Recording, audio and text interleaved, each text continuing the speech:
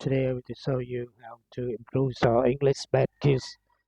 Yeah, the first time you open the Plumber new, and in the left side you can see the trigger translate, and you can translate by the voice.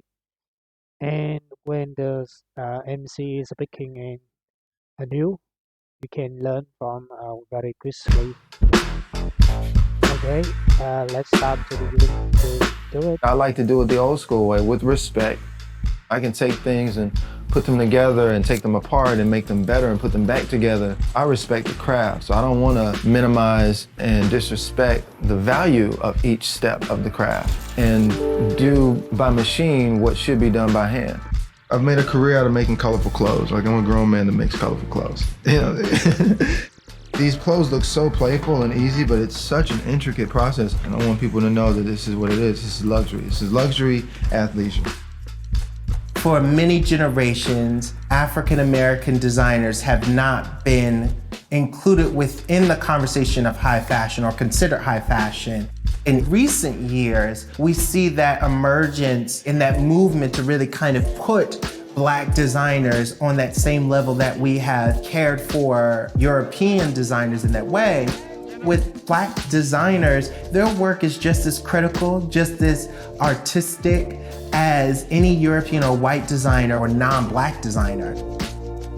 I hope that Black fashion is inspired by my movements, by the simplicity of what I do, by how clean my stuff is, by my ability to just put my flag in luxury and say, I'm a Black designer and I do luxury too.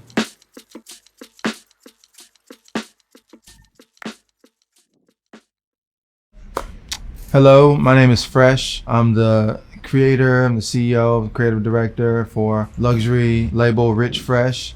We specialize in luxury athleisure and tailored garments. I'm a tailor by trade. I'm a designer by choice.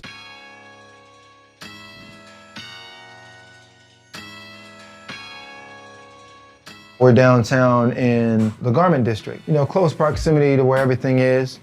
There's just an energy that's downtown. There's a creative energy. We knew that we could find the type of factory we need to build. You gotta think about a person that was homeless at one point, didn't really have any money coming in. The fact that this person was relentless and just determined to succeed and not let rock bottom define him as an individual. I was it for Puff Daddy. I always say I'm from Memphis, but I was born in Germany. My parents were both military, they were in the army. A lot of my early memories are like Germany. So like the colors on the clothes that I used to see people wearing, the font was different.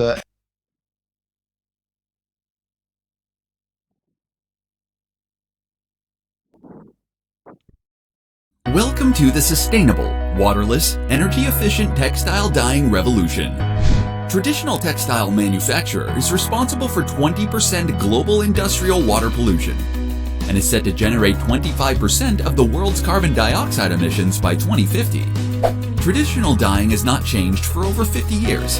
It is slow, takes up to 8 hours to dye textiles, and up to 30% of the dyestuffs and dyeing chemicals are currently discharged to waste. It is also labor-intensive and difficult work. Traditional dye processes require energy-intensive hot washes. Season after season, fashion reinvents itself. As the world hopes for an end to the pandemic, fashion is back to staging runway shows. Yeah, we control A and delete and voice again, and you can think in place. Of new trends. But at what cost to our planet and the people who make our clothes? Each year, the global fashion industry sells more than 100 billion items of clothing. We are buying more clothes than ever. The average shopper now buys 60% more clothing than they did 15 years ago. French fashion group Kering, with a market cap of almost $100 billion, operates on the luxury end of the business and is headquartered here in a beautifully restored historic building in the heart of Paris. Kering's global HQ is also home to a chapel and beehives and medicinal herb gardens, all meant to signal that this is not your typical fashion company. So we're meeting François-Henri Pinault, who is the CEO and chairman of Kering. You might have encountered his brands through the bags you've bought, the fashion shows you've watched. This company is connected to a lot of the most influential cultural brands and forces in the world. François-Henri Pinault is focusing on transforming Kering into a more responsible fashion business. Let's face it, our operations have a negative impact on the environment. It is our primary responsibility to reduce our footprint. I'm here in Paris to learn. Can an industry built on changing our clothes truly change its ways? What we wear says a lot about who we are. Yet fashion is... Yeah, and you can is listen it quickly, and you can understand the people talking immediately. And the Google Translate, you have to understand some multi-language.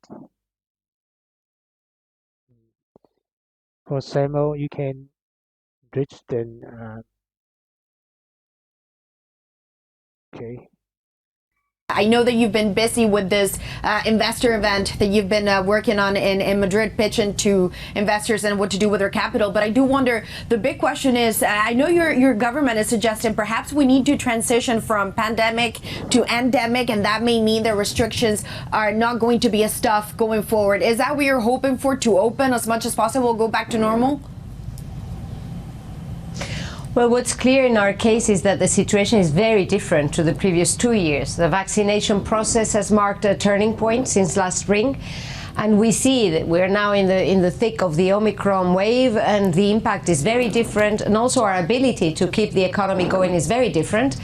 So we probably are starting to see a transition phase towards this becoming an endemic disease, which does not mean we have to stop being very prudent and wearing our masks and with the changes that we have already introduced in our lives for the moment.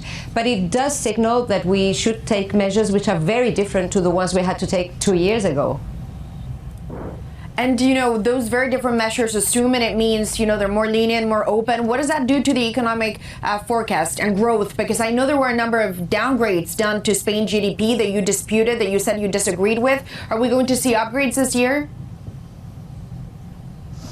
Well, what we have seen for the last year is a lot of volatility in terms of economic forecasting. If this is a difficult exercise normally, it is twice as difficult when we're in such an uncertain environment, also from a geopolitical point of view, but more importantly in terms of the health situation.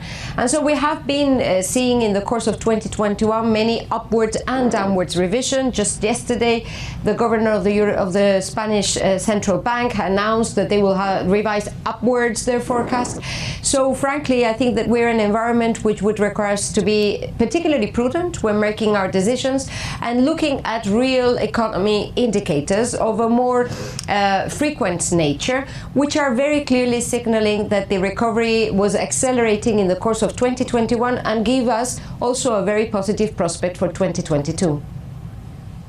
And the early indicators that we've had coming out of Spain are actually, to your case, and on that note, pretty good, better than expected. But I wonder, in a service economy with inflation still very high, with electricity prices jumping, I know that you've subsidized some of the bills, but that's going to cost money too. Do you worry that inflation may remove some of the momentum?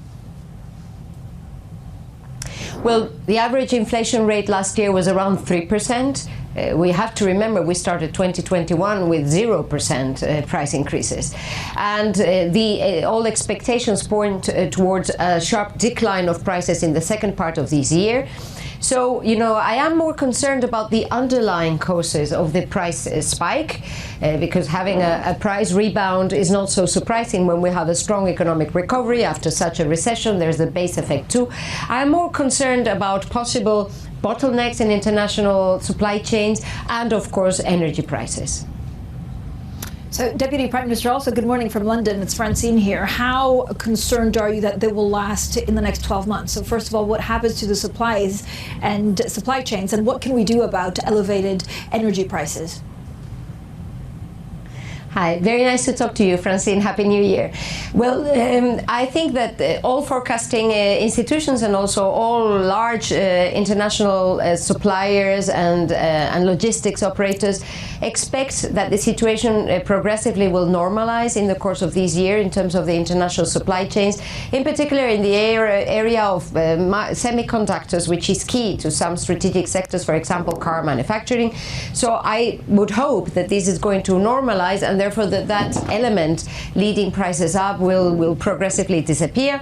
I am more concerned about energy prices because of the many geopolitical factors driving them up and also creating uncertainties on that front. And that is why, since last summer, we have been pressing the EU to take measures and to try to ensure that we have a stronger bargaining power when negotiating with large gas suppliers, and also that our regulation, market regulation, is fit for purpose. Minister, inflation obviously a topic and a factor that the ECB and Christine Lagarde have to weigh up. Clearly, we are not close to normalisation in terms of monetary policy within the Eurozone yet, but the time will surely come, and they are ending the PEP programme, it seems, in March. Are you concerned about demand for Spanish bonds? No. No, for the last years we have seen growing confidence in the Spanish economy. Actually, in the last year we improved our long-term sustainability. Our interest rate to GDP ratio has dropped below 2%. We're around 1.6%. We have been able to extend the average maturity beyond 8 years. And the scenario we're working on is one where we will continue to improve long-term sustainability in the course of 2022, even in a scenario of progressive normalization of monetary policy, which, as you said, we do not expect. All public statements by the ECB, and that is consistent with the midterm inflation forecast, underlying inflation evolution also, and the differences between the European market as compared to the US, all these points towards. Okay, and you can see that you can practice every day, and you watching the new in the Bloomberg every day to can improve your English. Yeah, thank you so much for the you watching. Goodbye.